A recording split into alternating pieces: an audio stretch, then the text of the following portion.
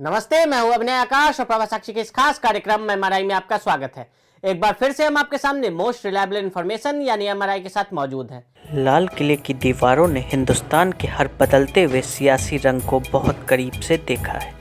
आज़ाद हिंदुस्तान में बनते बिगड़ते वक्त को ही नहीं बल्कि उस दौर को भी देखा है जब देश अंग्रेज़ों का गुलाम था।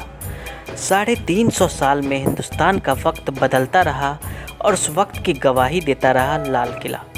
कभी शाहजहां के सल्तनत थी, आज लोकतंत्र के मंदिर की इस चौखट पर प्रधानमंत्री नरेंद्र मोदी खड़े हैं। दिल्ली का मशहूर किला जिसने अपने हर दरवाजे, हर दीवार, हर मेहराब, हर मीनार पर इतिहास को संजोया हुआ है, जिसकी बुनियाद से आज भी हिंदुस्तानी मजदूरों के खून पसीने की महक आती है। मुग़ल बादशाह द्वारा बनवाई गई लाल किले की हर ईंट जहां सैलानियों को ललचाती है, वहीं नेताओं में सत्ता का ख्वाब भी जगाती है, जिसकी प्राचीर से देश के सुल्तान का संबोधन होता है। आज़ाद हिंदुस्तान की उंगली पकड़कर अतीत की उन गलियों में चलते हैं जब 40 बरस की अथक साधना के बाद अटल बिहारी वाजपेयी लाल किले की प्राचीर पर पहुँचे। मेरा मुल्क, मेरा देश, मेरा ये वतन। वह वक्त गया, वह दौर गया जब दो कौमों का नारा था।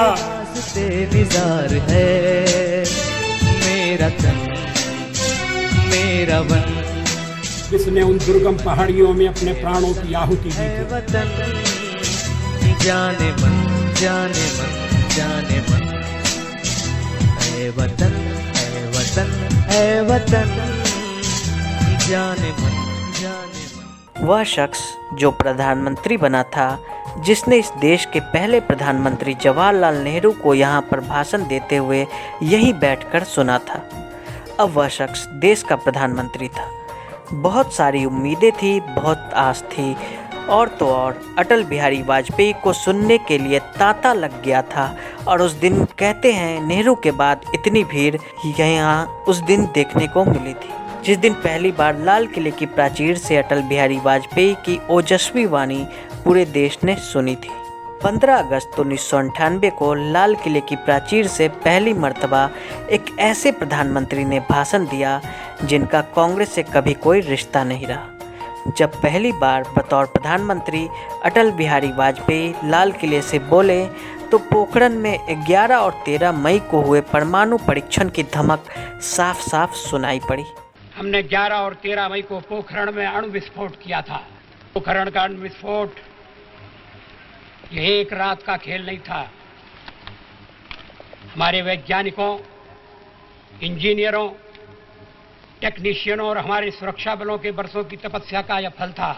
जब वो बोलते थे तो सारा जमाना दम साध कर उन्हें सुनता था। उनकी चुटकियों पर हर कोई लाजवाब हो जाता था। सियासत की काली कोठरी में 5 दशक बिताने के बाद भी उनके दामन पर कभी भी एक दाग तक नहीं लगा, जिन्होंने कभी अपने सिद्धांतों से समझौता नहीं किया। ये कहानी है एक पुकार की, एक यलगार की। ये कहानी है समूचे हिंदुस्तान की। ये कहानी है राजनीतिक क्षितिज पर पहुँचे ऐसे किरदार की जो पहले भी अटल थे, आज भी अटल हैं और कल भी अटल रहेंगे। वह शख्स जिसने 40 बरस की अथक साधना की और प्रधानमंत्री बना तो उनके सामने कई विषम चुनौतियां थी।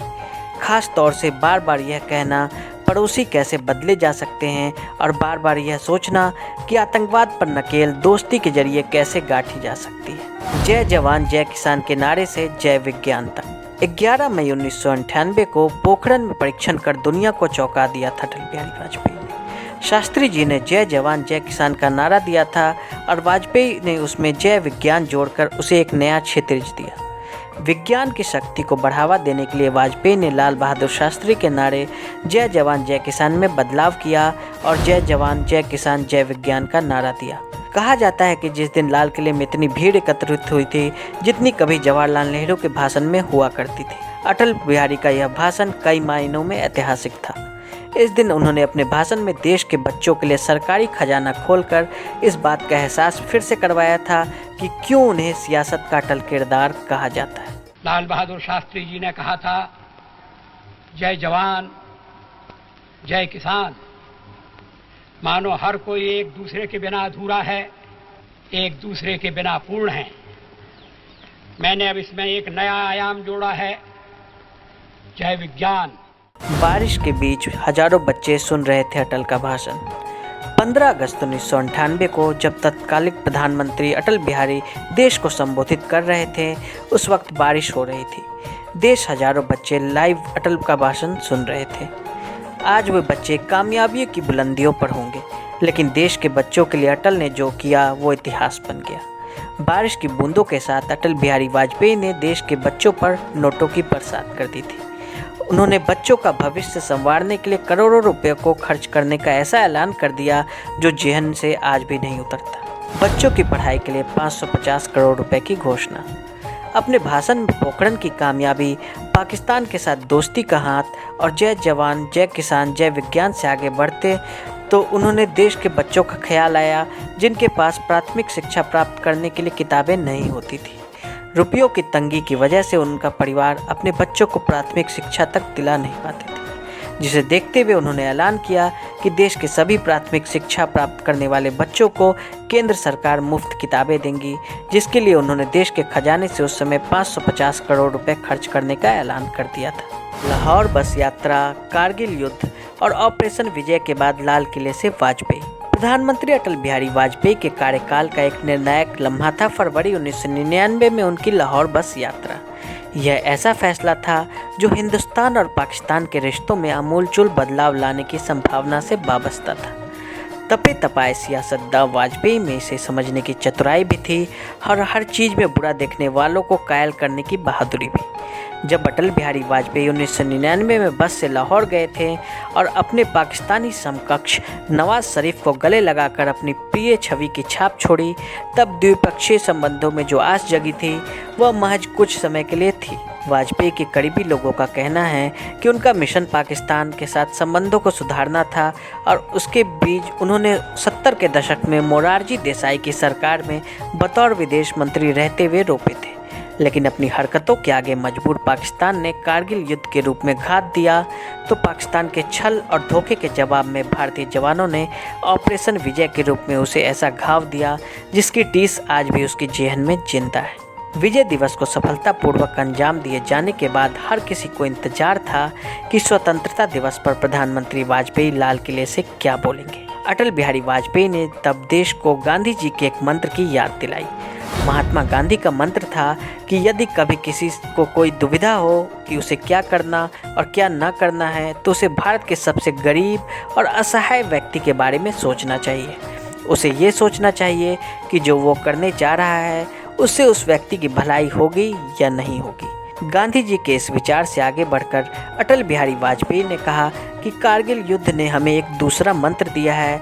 ये मंत्र था, कोई महत्वपूर्ण निर्णय लेने से पहले हम ये सोचें कि क्या हमारा ये कदम उस सैनिक के सम्मान के अनुरूप है जिसने उस दुर्गम पहाड़ियों में अपने प्राणों की आहुति दी थी।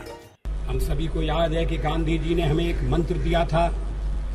उन्होंने कहा था कि यदि कोई दुविधा हो कि तुम्हें क्या करना है तो तुम भारत के उस सबसे असहाय व्यक्ति के बारे में सोचो और स्वयं से पूछो कि क्या तुम जो करने जा रहे हो उससे उस व्यक्ति की भलाई होगी।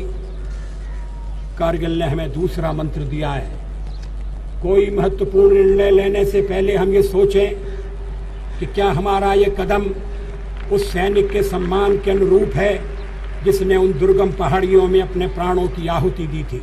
साल 2000 वाजपेयी की ही अगुवाई में देश ने 20वीं से 21वीं सदी में प्रवेश किया, लेकिन प्रवेश की वो रात बड़ी काली थी जब आतंकवादियों ने नेपाल से आ रहे विमान का अपहरण कर लिया। वाजपेयी के लिए एक बड़ी चुनौती थी। 24 दिसंबर 1999 की वो तारीख नेपाल से उड़े इंडियन एयरलाइंस के विमान IC-814 के अपहरण का दिन था। 8 दिन तक चले विमान अपहरण के ड्रामे के बाद 3 खूंखार आतंकियों को छोड़ना पड़ा था। नरसिम्हा राव के समय में अमेरिका से रिश्ते सुधारने की जो कोशिश हुई उसे वाजपेयी ने परवान चढ़ाया और 21वीं सदी के पहले साल में बिल क्लिंटन को भारत बुलाया। तब तक भारत के लिए एक बड़ी कामयाबी मानी जा रही थी। हालांकि अमेरिका से करीबी के बाद पाकिस्तान से रिश्तों में खटास इस कदर बढ़ी जिसकी झलक वाजपेयी के आतंकवाद पर बार बार चिंता जतानी पड़ी। वाजपेयी ने साल 2000 में लाल किले से पाकिस्तान को संदेश देते हुए साफ कहा था कि 21वीं सदी इस बात की इजाज़त नहीं देती कि मजहब के नाम पर या तलवार के जोर पर देश की सीमाएं बदली जाएं। जम्मू कश्मीर और लद्दाख की जनता खून खराबे से तंग आ गई और वो भी अमन चाहती है। वह वक्त गया, वह दौर गया जब दो कौमों का नारा था। वे लोग गए इस धरती से जिनका मकसद बंटवारा था। अब एक है सब हिंदुस्तानी, अब एक है सब हिंदुस्तानी। ये जान ले सारा हिंदुस्तान, ये जान ले सारा जहान, ये जान ले सारा जहान। 21वीं सदी हमें इस बात की इजाज़त नहीं देती कि मज़हब के नाम पर या तलवार के ज़ोर पर देश की सीमाएं बदली जाएं। यह विवादों को सुलझाने का युग है, न कि झगड़ों को लंबे समय तक उलझाए रखने का। जम्मू कश्मीर तथा लद्दाख की जनता खून खराबे से तंग आ गई है, वह अमन चाहती है। जम्मू कश्मीर के घायल जिस्म पर भाईचारे का मरहम लगाने की जरूरत है। साल 2001 वाजपेयी शासन का लंबा दौर कभी पाकिस्तान से दोस्ती तो कभी उस दोस्ती में हुई चूक को रफू करने में गुजरा। 90 के दशक में कमंडल की राजनीति से बीजेपी को ताकत मिली थी, लेकिन वाजपेयी ने उस ताकत को धर्मनिरपेक्षता की डोर से बांध दिया। वाजपेयी ने विरोधियों से गरीबी, बेरोजगारी, बीमारी और पिछड़ेपन से लड़ने की सीख दी। करगिल और आतंकवाद के बावजूद हमने पाकिस्तान के राष्ट्रपति जनरल परवेज़ मुशर्रफ को बातचीत के लिए आमंत्रित किया। मैंने आगरा में अपने मेहमान को बताया, हम 50 साल से लड़ रहे हैं, अब कितने साल और लड़ने का इरादा है।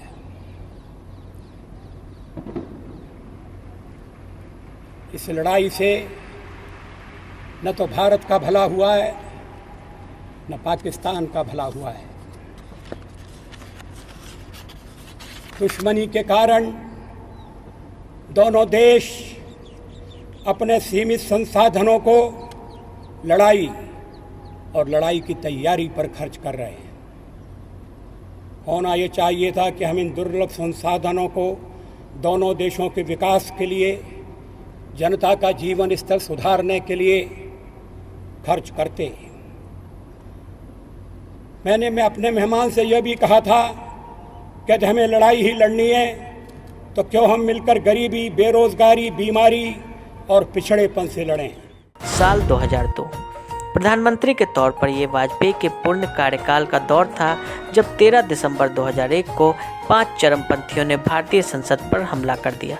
ये भारतीय संसदीय इतिहास का सबसे काला दिन माना जाता है। इस हमले में भारत के किसी नेता को कोई नुकसान नहीं पहुंचा था, लेकिन 5 आतंकवादी और कई सुरक्षाकर्मी मारे गए थे। अटल बिहारी वाजपेयी ने लाल किले से साल 2002 को अपने ऐतिहासिक भाषण में 13 दिसंबर को शहीद हुए सुरक्षाकर्मियों को नमन करते हुए पाकिस्तान को आईना भी दिखाया था।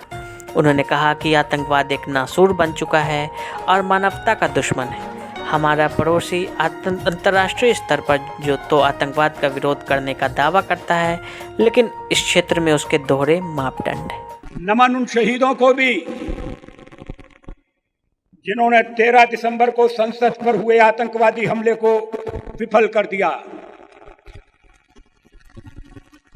आतंकवाद एक नासूर बन चुका है, वह मानवता का दुश्मन है।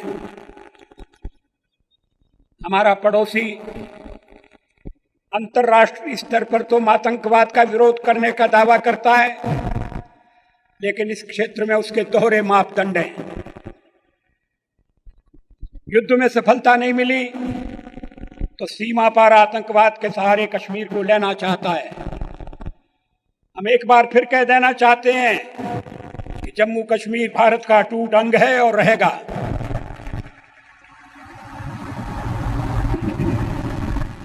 अमरनाथ यात्रियों की निर्मम हत्या, कालूचक और कासिम नगर में निरीह औरतों और बच्चों के कत्लेआम को दुनिया किसी आजादी की लड़ाई का हिस्सा नहीं मानती। हमारे लिए कश्मीर एक जमीन का टुकड़ा नहीं है, वो सर्वधर्म समभाव, सेक्युलरिज्म की कसौटी है। 15 अगस्त 2003 को लाल किले की प्राचीर से दिया अंतिम भाषण। साल 2003 में जब अटल बिहारी वाजपेयी ने लाल किले की प्राचीर से तिरंगा लहराया तो गैर कांग्रेसी सरकार के पहले मुखिया बन गए जिन्होंने 6 बार ऐसा ऐतिहासिक मौका मिला। अटल जी ने 15 अगस्त 2003 को लाल किले की प्राचीर से अपना अंतिम भाषण दिया था, जिसमें सूखे से लड़ने के लिए किसानों को बधाई, पाकिस्तान को अमन के रास्ते पर साथ चलने का न्योता समेत कश्मीर में स्वतंत्र चुनाव और बातचीत के जरिए इसे सुलझाए जाने की बात कही थी। अटल बिहारी वाजपेयी ने सूखे से लड़ने के लिए किसानों को बधाई देते हुए कहा कि देश में सूखा रहा, हमने सभी सूखाग्रस्त इलाकों को पर्याप्त मदद दी और पर्याप्त अन्न भेजा। किसानों को बधाई जिन्होंने अपनी कड़ी मेहनत से देश के अन्न के भंडार भर दिए। आज भारत की अर्थव्यवस्था विश्व की चौथी बड़ी अर्थव्यवस्था बन गई है। सभी वैज्ञानिकों, शिक्षकों, साहित्यकारों और कलाकारों तथा बच्चों को इसके लिए बधाई। पाकिस्तान को अमन के रास्ते पर साथ चलने का न्योता। अटल बिहारी वाजपेयी ने कहा कि 5 सालों में हमारी विदेश नीति ने विश्व में भारत की प्रतिष्ठा बढ़ाई है। पाकिस्तान के साथ रिश्तों में हाल के दिनों में कुछ प्रगति हुई है, लेकिन आतंकी गतिविधियां अब भी जारी हैं। पाकिस्तान के मित्रों से मैं कहता रहा हूं कि लड़ते लड़ते 50 साल हो गए हैं और कितना खून बहाना बाकी है। लाहौर से आई 2 साल की बच्ची नूर को हिंदुस्तान में जो प्यार मिला, उसमें ऐसा पैगाम जिसे पाकिस्तान को समझना जरूरी है। दोनों देशों के स्वाधीनता दिवस के मौके पर मैं पाकिस्तान को अमन के रास्ते पर साथ चलने का न्योता देता हूँ। पाकिस्तान के मित्रों से मैं कहता रहा हूँ, हमें लड़ते लड़ते 50 साल हो गए और कितना खून बहाना बाकी है। लड़ना है हम दोनों को गरीबी से, बेरोजगारी से और पिछड़ेपन से। हम दोनों देशों के बीच व्यापार और आर्थिक संबंध बढ़ाएं। 2000 किलोमीटर लंबी सीमा के रहते हुए हमारा व्यापार किसी तीसरे देश के सहारे चले, ये समझ में नहीं आता। लोग आएँ जाएं, दोनों देशों के चुने हुए नुमाइंदों का भी आना जाना अधिक हो। दोनों देशों के बीच सांस्कृतिक संबंध बढ़ें। बांटने वाली दीवारों में कुछ नए दरवाजे, नए खिड़कियां और रोशनदान खोलें। लाहौर से आई 2 बरस की बच्ची नूर को हिंदुस्तान में जो प्यार मिला, उसमें एक ऐसा पैगाम है जिसे पाकिस्तान के हमारे दोस्त समझें। दोनों देशों के स्वाधीनता दिवस के अवसर पर मैं पाकिस्तान को भारत के साथ अमन के रास्ते पर चलने के लिए दावत देता हूँ। कश्मीर में स्वतंत्र चुनाव। स्वतंत्र चुनाव ने फिर एक बार साबित कर दिया है कि कश्मीर की जनता ने सीमा पार आतंक को ठुकरा दिया है। अटल बिहारी वाजपेयी ने जम्मू कश्मीर की गुत्थी को बातचीत के जरिए ही सुलझाए जाने की बात कही। कर्ज लेने वाले देश भारत अब कर्ज दे रहा, विदेशी मुद्रा भंडार 100 अरब डॉलर के पार। अटल बिहारी वाजपेयी ने अर्थव्यवस्था पर बात करते हुए कहा कि पिछले कुछ सालों में देश ने जो प्रगति की है, उसने मुझे नई आशा और विश्वास दिया है। कर्ज लेने वाला भारत आज कर्ज दे रहा है। हमेशा विदेशी मुद्रा की कमी झेलने वाले भारत ने आज 100 अरब डॉलर विदेशी मुद्रा जमा ली है। ज़रूरत की चीज़ों की कीमतें काबू में और बाजार में किसी चीज़ का अभाव नहीं है। गरीबी घट रही है और तेज़ी से घटाने का हमारा संकल्प है। 6 बार लाल किले से स्पीच। अटल बिहारी वाजपेयी ने 6 बार लाल किले से स्पीच दी। साल 2002 में 25 मिनट और 2003 में 30 मिनट की स्पीच दी थी। उनकी सबसे लंबी स्पीच 30 मिनट की रही। स्वतंत्रता दिवस के भाषणों में विकास पर रहा जोर। India today data intelligence unit की एक रिपोर्ट के अनुसार अटल बिहारी वाजपेयी के सभी स्वतंत्रता दिवस भाषणों में विकास शब्द सबसे ज़्यादा जोर पर रहा। 15 अगस्त 1999 से 15 अगस्त 2003 तक उनके भाषणों में विकास 38 बार आया। विकास के बाद वाजपेयी के भाषणों में आर्थिक 36, शांति 35, स्वतंत्रता 28, पाकिस्तान 26, युवा 25 और भविष्य 24 बार इस्तेमाल हुआ। बहरहाल जो कल थे वो आज नहीं हैं, जो आज हैं वो कल नहीं होंगे। होने नहीं होने का क्रम यूं ही चलता रहेगा। हम हैं, हम रहेंगे, ये भ्रम भी पलता रहेगा। पर अटल थे, अटल हैं और अटल रहेंगे। वो दिलों में अटल हैं, राजनीति में अटल हैं, कविताओं में अटल हैं, मिसालों में अटल हैं, प्रेरणाओं में अटल हैं, हमारे मन में अटल हैं। जिसने राजनीति को एक नए सिरे से रंगा, लिखा, समझा और हिंदुस्तान को विश्व में एक ऐसी ताकत साबित किया जिसकी नींव पर यह देश आगे बढ़ रहा है। आज के लिए दे इजाजत और ऐसी रिपोर्ट्स को देखने के लिए प्रभा साक्षी के साथ लगातार बने रहें। वीडियो को देखने के लिए फेसबुक और ट्विटर पर हमें फॉलो करें, यूट्यूब पर प्रभा साक्षी को सब्सक्राइब करें। नोटिफिकेशन के लिए नीचे दिए गए बेल आइकन को दबाएं।